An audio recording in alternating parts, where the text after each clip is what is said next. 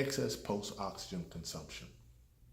I wrote an article on building muscle, burning fat. We'll get into excess post-oxygen consumption in a minute. Before we do that, I just want to talk to you about the two different energy systems that we have so that you can understand the concept. So we have an anaerobic system and we have an aerobic system. Anaerobic, think in terms of if you were to run a flight of stairs, very unlikely that you're going to take a breath while you're doing that activity. In fact, if you need to take a breath, it's a very good sign that you're in poor physical condition. Contrast that with an aerobic activity. Think in terms of running a 2-mile run, 3-mile run. It's going to take you 10, 20 minutes or so. And in that process, it's very unlikely that you will be able to accomplish that while holding your breath. So we have an anaerobic system and an aerobic system. While you're digesting that information, also understand that an aerobic activity takes place like that. Anaerobic exercise, takes place like that. An aerobic activity takes a little bit more time to accomplish.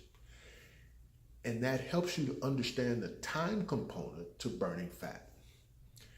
As we get into spending more time doing aerobic activity, specifically past the 20-minute time marker, the body begins to convert to a primarily fat-burning activity. So we want to get past the 20-minute time part so that the body is burning primarily fat. However, at 20 minutes, you're still burning a large portion of carbohydrates. So you want to think of the more that you take that, the further out from 20 minutes, 30 minutes, 40 minutes, an hour, the body becomes a primarily a fat-burning activity. So post-exercise, excess post-exercise consumption.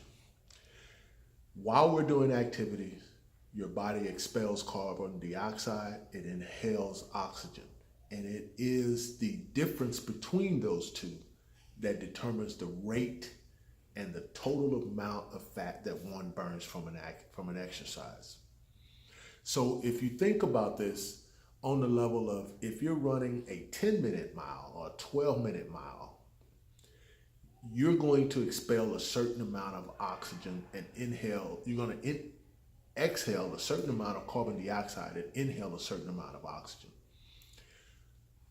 Contrast that with if you're running a 6-minute or a 7-minute mile, you're going to consume a lot more oxygen and expel a lot more carbon dioxide. So it is at that 6-minute versus that 12-minute time clip, that you really begin to see one is expelling and utilizing oxygen and expelling carbon dioxide at a faster clip. That means that they're burning fat at a higher rate than at the 12-minute clip. And that's how you want to think about this. It's not only about time, it's also about the intensity of the activity that sets up how you're able to burn fat at a faster rate.